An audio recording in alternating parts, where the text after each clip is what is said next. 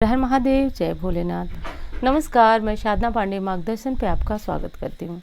दोस्तों, आज मैं बात करने वाली हूँ कि सावन का महीना चल रहा है। हम सभी देवादिदेव महादेव की पूजा में, भक्ति में, आराधना में लीन है। तो ऐसे में दोस्तों, सारी पूजा पाठ आप कीजिए और यदि कोई आपकी विशेष मनोकामना है जो कि पूरी होने का नाम नहीं ले रहे, आपने लाखों उपाय किया, व्रत रखा, सब कुछ किया, तो शास्त्रों का बताया गया कुछ ऐसी वस्तुएं हैं जो शिव जी को उपहार स्वरूप देने पे, तो उपहार स्वरूप देखिए, हमारी तो ना औकात है और ना ही सामर्थ्य है कि हम शिव जी को कुछ उपहार दे पाए। लेकिन हाँ, ये चीज़ें यदि हम भगवान भोलेनाथ को समर्पित कर देते हैं, और 5 चीज़ें ऐसी बताऊंगी, 5 में से कम यदि आप 3 चीज़ें समर्पित कर सके तो निश्चित रूप से दुर्लभ कार्यों की सिद्धि होती है। ऐसा ये चमत्कारी उपाय है। कभी कभी हमारे मन में एक चीज़ प्रतीत होता है कि हमारा भाग्य हमसे नाराज़ हो गया है, ग्रहों की कुछ ऐसी दशा होती है और कुछ इस तरह के हमारे भाग्य का, यानी कि पूर्व का जो कर्म होता है, प्रारब्ध होता है, जिसके कारण हमारे जीवन में लगातार दुखों का पहाड़ जैसा टूटा होता है। यदि किसी व्यक्ति के पास इस तरह की समस्या है तो विलंब न करें, काफ़ी सस्ती चीज़ें हैं, आप इन्हें शिव मंदिर में पूरी श्रद्धा, भाव और प्रेम के साथ बस अर्पित करें। अर्पित करते समय भाव यही होना चाहिए कि आप किसी शिवलिंग पे नहीं, किसी मूर्ति पे नहीं, बल्कि साक्षात महादेव के सामने, कैलाश पे महादेव बैठे हैं, आप उनके सामने वो चीज़ें समर्पित करना है। तो भाव को हमेशा याद रखिएगा, ध्यान रखिएगा किस प्रकार समर्पित करना है।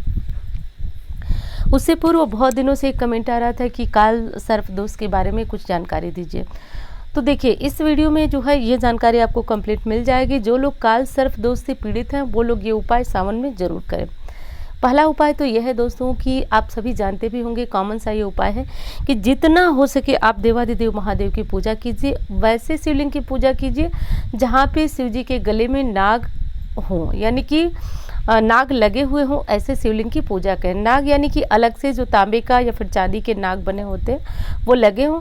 शिव जी की पूजा के पश्चात उन नाग देव की पूजा करें। ये उपाय थोड़ा सा ज़्यादा दिन में असर करता है, लेकिन असर ज़रूर करता है।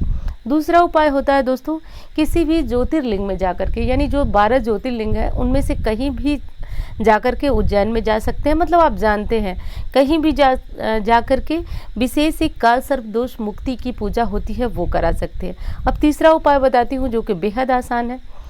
चांदी का या फिर तांबे का नाग नागिन ले लीजिए और इसे किसी बहते हुए जल में भगवान भोलेनाथ के मंदिर में ले जाइए, उनको समर्पित कीजिए।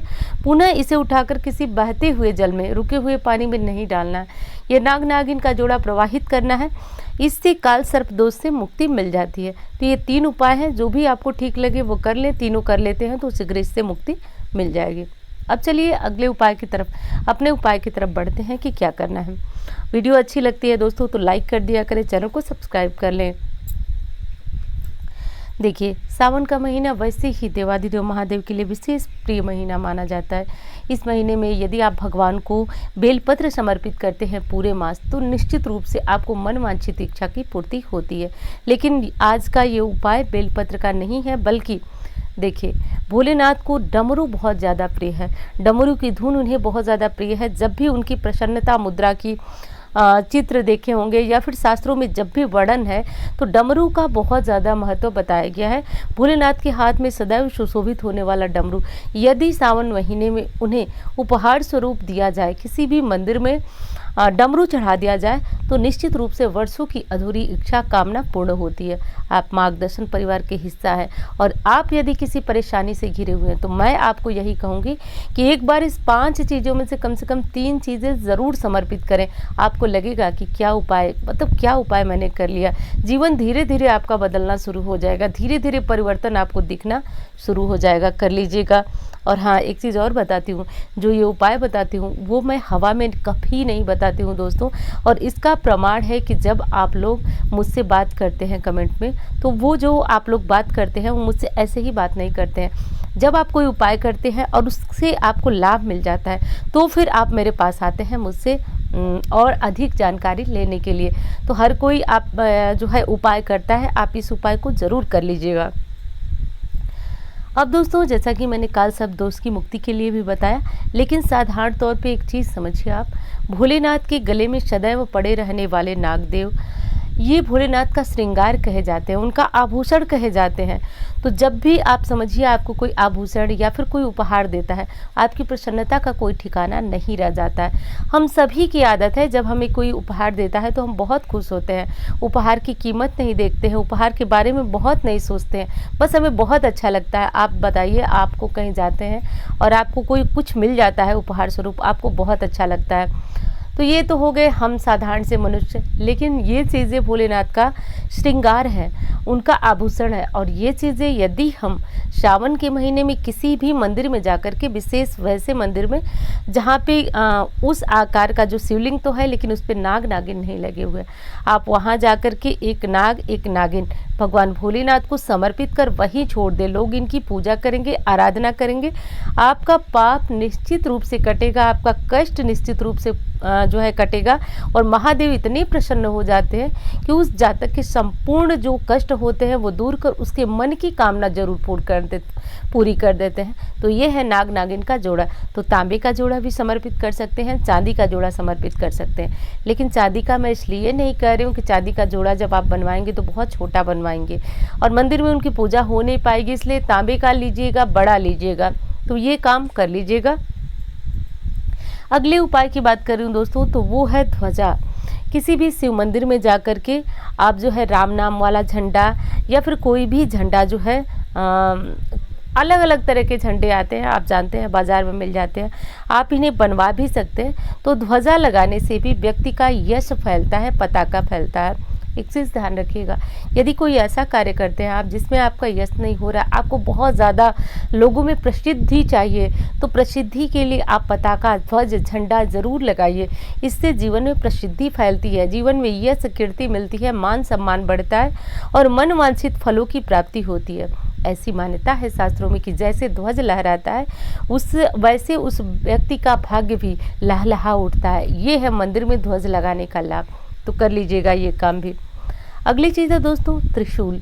देवादिदेव महादेव को उनके हाथ में सुशोभित होने वाला त्रिशूल यदि हम किसी मंदिर में ले जाकर भोलेनाथ को समर्पित करते हैं ध्वज त्रिशूल, तो बहुत ज़्यादा इसके लाभ होते हैं, अनेकों लाभ होते हैं। अब आपके मन में आएगा कि त्रिशूल तो जो है एक तरह का अस्त्र है, तो इसे क्या करना चाहिए। देखिए कोई दिक्कत नहीं है, हम भोलेनाथ के लिए ये चीज़ें दे सकते हैं, समर्पित कर सकते हैं और बहुत ज़्यादा लाभप्रद है। तो आप एक त्रिशूल लीजिए और किसी भी मंदिर में, शिव मंदिर में, ये चीज़ें घर में मत रखिएगा, घर में रखने के लिए मैं बता भी नहीं रही हूँ, आप किसी भी मंदिर में समर्पित कर दीजिएगा।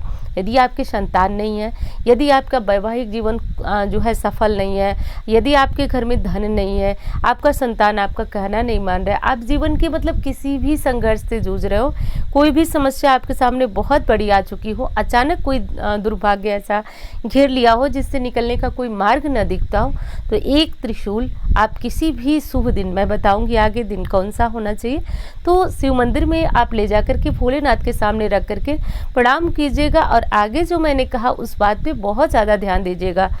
तो ये कर लीजिएगा दोस्तों और समर्पित कीजिएगा। देखिएगा सावन बीतते बीतते कैसे मनवांछित कामनाएं पूर्ण होने लगती हैं। मेरा जो नंबर है, इस पर किसी भी तरह की ज्योतिषी सलाह, कुंडली वगैरह दिखाना हो, संपर्क कर सकते हैं। और हाँ, इंस्टा पे, फेसबुक पे मुझे फॉलो कीजिएगा। आजकल मेरी पूरी कोशिश रहती है कि मैं इंस्टा पे भी आपके जो डीएम वगैरह आ रहे हैं उनको देख पाऊँ। अगली चीज़ है दोस्तों घंटा।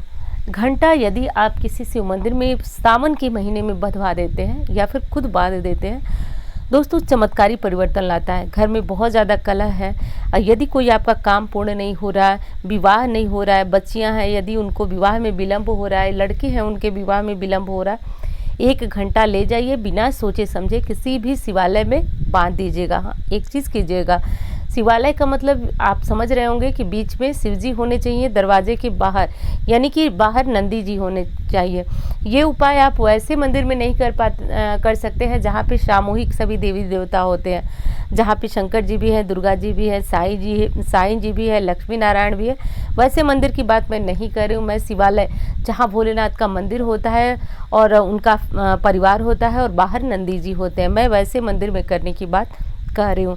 तो ये घंटा बांध दीजिएगा। जैसे घंटे की नाद मंदिर में गूंजती रहेगी वैसे ही आपके आने वाले जीवन में सुख और ऐश्वर्य की भरमार लग जाएगी। जब भी आएगा कोई इस घंटे को बजाएगा, इसकी ध्वनि आपके जीवन से निश्चित रूप से, चाहे किसी भी अंधकार से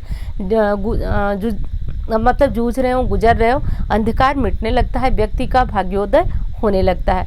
तो कर लीजिएगा। अब विशेष चीज़ जो कि 5 चीज़ें मैंने बताई, पांचों समर्पित करें तो अति उत्तम, नहीं करें तो कम से कम 3 चीज़ें ज़रूर समर्पित करें। विशेष 3 चीज़ें मैं बता देती हूँ कि आप डमरू त्रिशूल तो ज़रूर समर्पित करें, और घंटा, झंडी और तांबे के नाग नागिन में से देख लें कौन सी चीज़ और समर्पित करें। लेकिन विशेष 2 चीज़ें तो मैं सबको कहूँगी, आप मार्गदर्शन परिवार के हिस्सा है, समर्पित कर लीजिए। चमत्कार आपको खुद देखने को मिलेगा। आप मुझसे फ़ोन कर बताएं ना बताएं, आप मुझसे कमेंट करके बताएं या ना बताएं, लेकिन एक चीज़ मैं सत्य बोल रही हूँ दोस्तों, यहाँ पे आपको मेरी बातों पे विश्वास हो ना हो, लेकिन लोग जो है बहुत ज़्यादा इस उपाय से लाभान्वित होते हैं। छोटे छोटे जब उपाय उनको लाभ करता है तो फिर वो बड़े उपाय के चक्कर में, यानी कि उनको तभी विश्वास होता है कि हाँ ये चीज़ें सही हैं। तो ये कर लीजिएगा। विशेष दिन मैं बताती हूँ। तो देखिए, सावन की शिवरात्रि आ रही है, उस दिन आप इन चीज़ों को समर्पित कीजिए, फिर देखिए प्रभाव।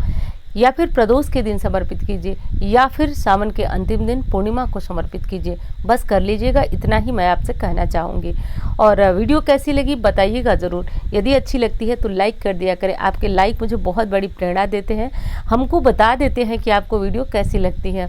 और चैनल को सब्सक्राइब कर लीजिए। क्या मार्गदर्शन करके आप सर्च करते हैं और फिर देखते हैं, इस तरह सब्सक्राइब करके रखेंगे तो आपको इस तरह की जानकारियाँ मिलती रहेंगी। तो मिलती हूँ इस तरह की वीडियो के साथ। धन्यवाद।